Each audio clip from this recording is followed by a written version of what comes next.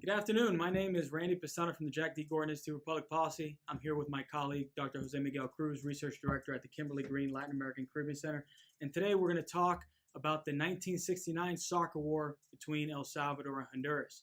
First, Dr. Miguel Cruz will go ahead and speak about the tensions between Honduras and El Salvador to precursor to the 1969 World Cup qualifiers between El Salvador and Honduras. I'll go into more specific detail on the immediate activities prior to the war and the subsequent responses there after the war. So, Miguel, can you talk about us briefly what occurred during Honduras and El Salvador prior to the lead up to the World Cup in 1969? Well, basically what is called the soccer war is the result of many years of tensions between El Salvador and Honduras. And those tensions had to do with very different political reasons. Why one of them was the creation of the Central American Common Market, in which Honduras and El Salvador basically started to have some tensions because of the dominance of the Salvadorians over the Central American market. Also, Honduras, during that time, there were a lot of migrants, Salvadoran migrants in Honduran territory. And at some point, the Honduras started a policy of expelling those Salvadorians from Honduran territory, increasing the tensions. The tensions led to this climax for the World Cup of Mexico in 1970. So the soccer war is actually not about soccer. It's about other political reasons, but basically they express full force during the qualifying phase leading to the World Cup, El Mundial, Mexico 1970. Yeah, one of the interesting things about that was that the World Cup qualifier essentially served as an emotional trigger that ultimately led to the war in 1969. Exactly. So at this time, there was one spot left in the World Cup for 1970. And what you had was El Salvador and Honduras fighting best 2 out of 3 to get this spot. I recall the first game was held in Tegucigalpa, Honduras. And the night before the game, the match, the Hondurans went to the street outside of the hotel. The Salvadorans started throwing rocks, leading up fireworks, basically keeping them up all night. Mm-hmm. And then the next day, they subsequently lost 1-0 to Honduras. Exactly. About a week later, it was held in San Salvador. Similar kind of thing, the reverse way. Mm-hmm. And El Salvador ended up winning 3-0. What was unique about that, however, was that you saw extraordinary amounts of violence in the stands, a lot of tensions along the borders that you talked about earlier, mm-hmm. which continued to kind of fizzle.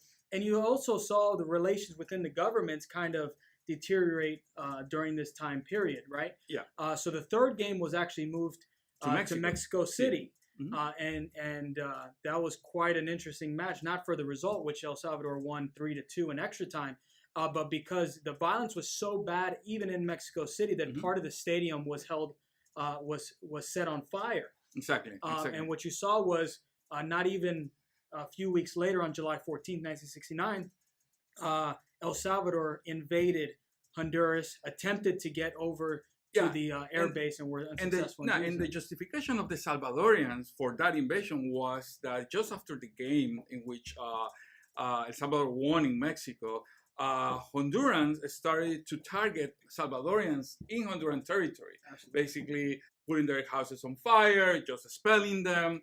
So the Salvadorian government said, well, we have to protect our people in Honduras. So that was the justification of the Salvadorian army to invade Honduras, starting the so-called soccer war. Now, it was interesting. It was called the soccer war because it coincided, but oftentimes you hear it also as the 100-hour war because Exactly. That's about as long as it lasted. Outside of initial push by the Salvadorans to get inland, the Hondurans, who historically have the best air force, was able to get their planes off the ground. And the United States, who had a lot of equities in Honduras, particularly through the United Fruit Company, let me tell you something. Was able to actually I'm old enough to remember that when during the war, the Salvadoran government ordered all the lights in the cities to turn off, so the planes from Honduras cannot recognize the cities in El Salvador. So I remember that my grandmother basically ordered to keep all the lights down, right? And at some point, even going under the bed, when we heard some Honduran planes going through, right, and nothing happened actually.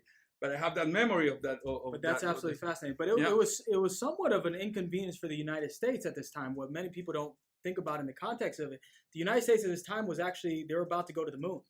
Yeah. Right. Yeah, so the focus pretty much of the government was elsewhere. We're about to land on the moon. We're about to be the first country mm-hmm. to land on the moon, place our flag, and all of a sudden our economic interests are now challenged because of a small but substantive war between El Salvador and Honduras. And also, on the other hand, you have the other Central American countries seeing, the Central American common market being disrupted, right, because of this war, right? And basically, and with that, the Central American common market collapsed, as a result of the war, and leading to this crisis economic crisis in Central America that basically led to the Salvadoran Civil War, problems in Guatemala, the revolution in Nicaragua. So you see how all those things connect around the so-called soccer war. Now, what was extremely interesting outside, you mentioned the connection to the Salvadoran Civil War, right? You saw immediately after the soccer war about 300 to 400,000 Salvadorans that were in Honduras moved back into an already small, density-filled city all across country. Exactly, all across El Salvador. And now it's creating pressures upon the government to be able to respond, and they were unable to do so. And you saw the subsequent effects in El Salvador. Exactly. So it's absolutely not only that, but also, Honduras and El Salvador started having relations basically for almost 10 years, right? And they were established only because of the civil war in El Salvador later on. So this is a fascinating chapter of the Central American history linked to El Mundial.